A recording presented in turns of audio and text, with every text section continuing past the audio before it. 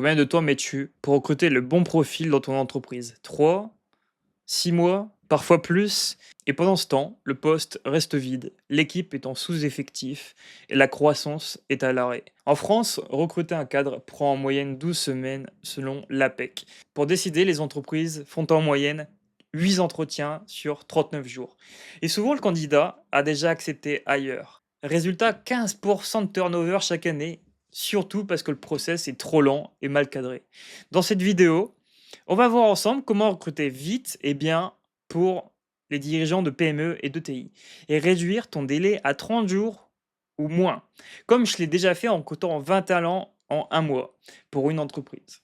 On va voir l'importance de clarifier le poste, les soft skills first, standardiser le parcours et l'automatisation.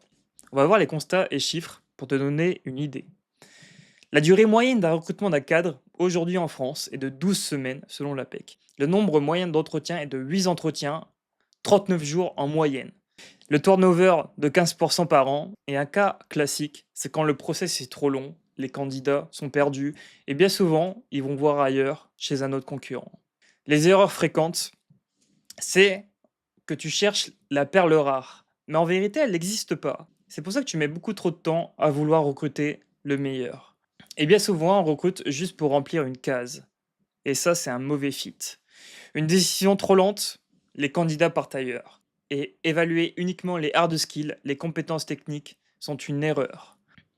Après, c'est la décision centralisée. C'est soit le dirigeant qui s'occupe de recruter les nouveaux talents ou le responsable RH. Maintenant, celui qui le manage, en vérité, ça va être le manager terrain. Lui, il est tout le temps absent. On va voir les conséquences de ces erreurs. Quand il manque de clarté sur un poste, ça donne pas envie. Et les process RH sont beaucoup trop théoriques. Quand un candidat se projette sur l'un de tes postes et qu'il se rend compte au bout de 2 à 3 semaines que c'est pas du tout ce qu'il fait au quotidien, sa fiche de poste, tu sais que là, il y a un problème au niveau des RH. La peur de se tromper, forcément aussi. Ça peut être toi, ça peut être moi.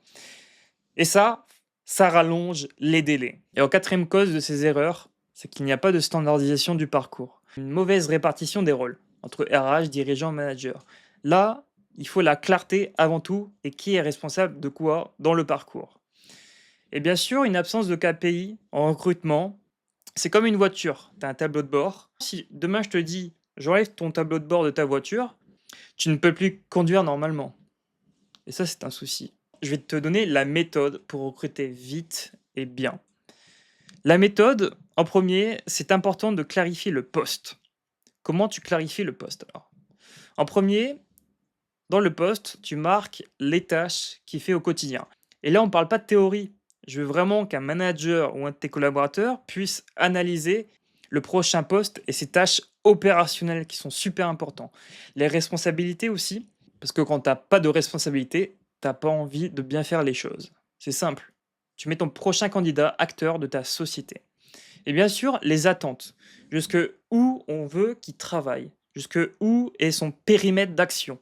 Ensuite, les soft skills. Ici, on veut analyser les meilleures compétences comportementales pour tes prochains candidats. Je te donne les 3 meilleures. Ça va être adaptabilité. Ici, motivation slash proactivité.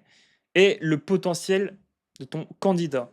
Est-ce que il a de l'ambition? Est-ce qu'il va évoluer dans ta société? Ça, c'est intéressant de le savoir. Les soft skills, qui sont les compétences comportementales, sont beaucoup plus intéressantes que les compétences techniques. Tu en as vu, je pense, des dizaines, des spécialistes avec un très mauvais caractère ou même qui détruisent l'équipe dans sa cohésion. Et en troisième, on veut standardiser le parcours au maximum. Comme ça, il n'y a pas de brouillard. Tu peux donner des étapes claires, des délais courts et une projection du candidat dans son futur poste. En fait, tu vas monter l'excitation pour qu'il envisage vraiment de travailler pour ta société et lors des premières semaines, il va vraiment être proactif et il va vraiment s'intéresser à ton entreprise. Quels sont les résultats qu'on a eus? On a pu réduire le recrutement en 30 jours et en plus de ça, on a recruté 20 profils. On a aussi moins de turnover. Ici, forcément, comme on a parlé de structuration, de process, on a fait véritablement les fondations de ton entreprise. S'il n'y a pas de fondation, tout se détruit. C'est comme une maison.